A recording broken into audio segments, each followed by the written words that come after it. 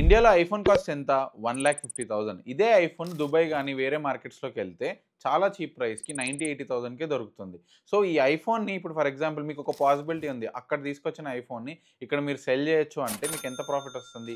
ఇలా electronic goods మీద different businesses ఎక్కడో తక్కువ మార్కెట్స్‌లో కొని హోల్‌సేల్ మార్కెట్స్‌లో ఇండియన్ మార్కెట్స్‌లోకి వచ్చి చాలా ఎక్కువకి అమ్ముతారు. ఇదే కాన్సెప్ట్‌ని స్టాక్ మార్కెట్‌లో రెప్లికేట్ చేయొచ్చు అంటే మీరు నమ్ముతారా? యెస్, చేయొచ్చు. Welcome back to 100 days of trading series day 65. ఈ కాన్సెప్ట్‌నే ఆర్బిట్రేజ్ ట్రేడింగ్ అంటారు గైస్. ఇప్పుడు డిఫరెంట్ ఎక్స్చేంజెస్‌లో స్టాక్స్ డిఫరెంట్ ప్రైసెస్ ఉంటాయి. మీరు ఒక ఎక్స్చేంజ్‌లో తక్కువలో దొరికే స్టాక్‌ని వేరే ఎక్స్చేంజ్‌లో ఎక్కువకి అమ్మొచ్చు. ఫర్ ఎగ్జాంపుల్ ఎలా అంటే మీరు మీ హోల్‌సేల్ మార్కెట్‌లో యాపిల్స్ ₹100 ఉన్నాయి. ఇదే ఒక రీటైల్ మార్కెట్‌లో కొంచెం దూరంగా అక్కడ ₹120 ఉంది. అప్పుడు మీరు ₹100 యాపిల్స్ ఇక్కడ కొని అక్కడికెళ్ళి ₹130కి అమ్మితే మీకు ఒక ₹20 ప్రాఫిట్ వస్తుంది.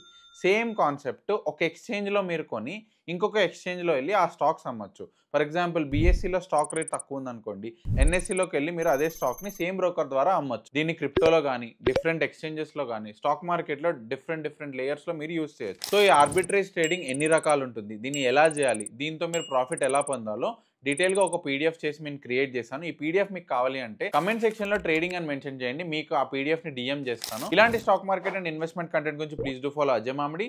See in the next video.